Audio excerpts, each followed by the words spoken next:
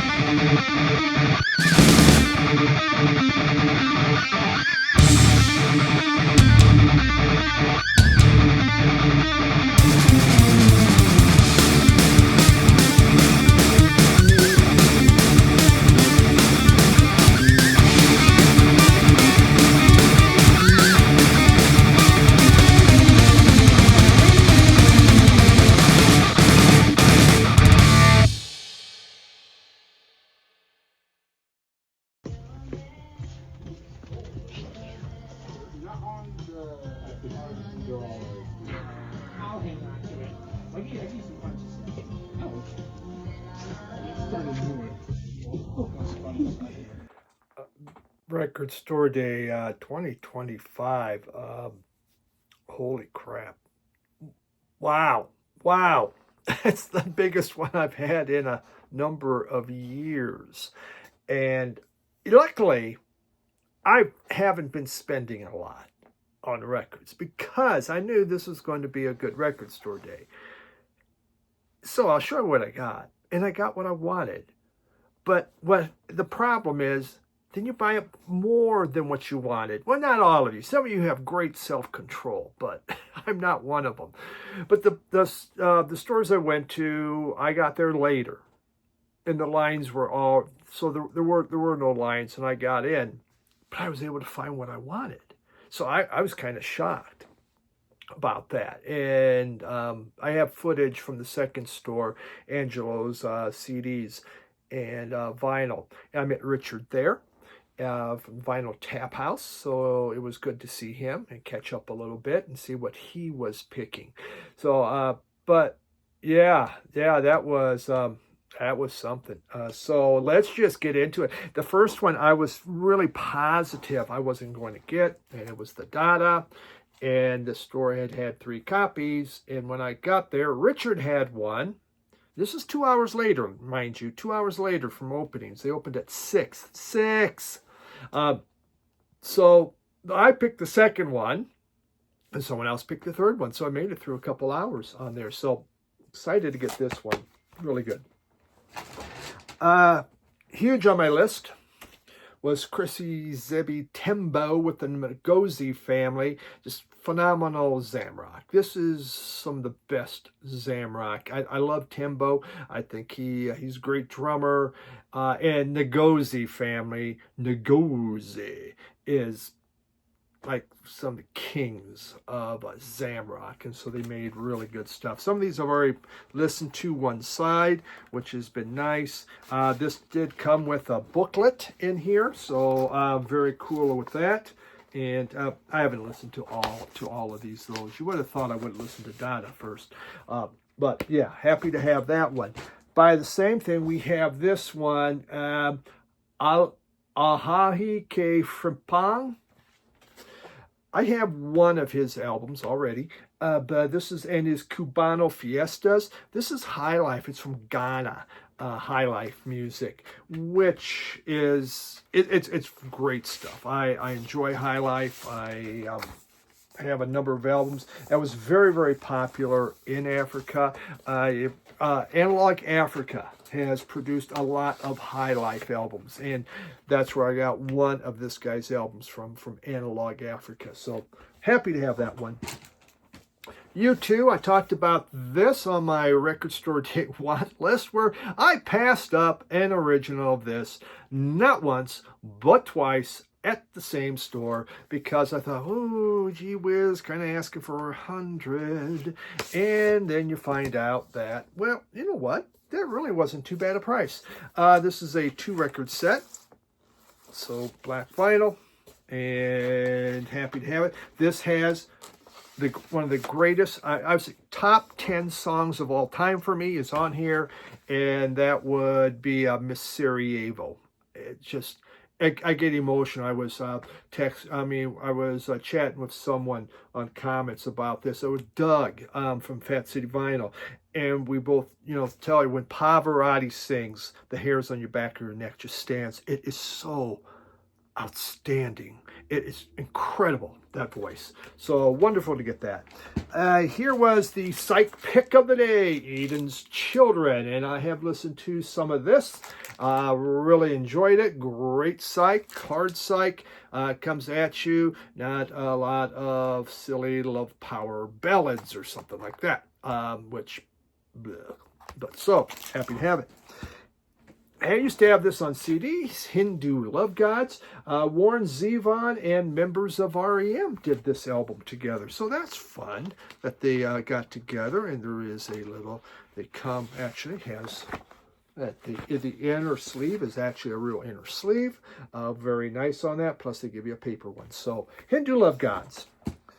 Obviously, I eventually, within a year, I will have all these shown on my Sunday morning show. I still have stuff from Black Friday I haven't shown. the Black Friday RSD. You gotta get around to it. This one I used to have on CDs too, Bad Livers, and it is Delusions of Banjer.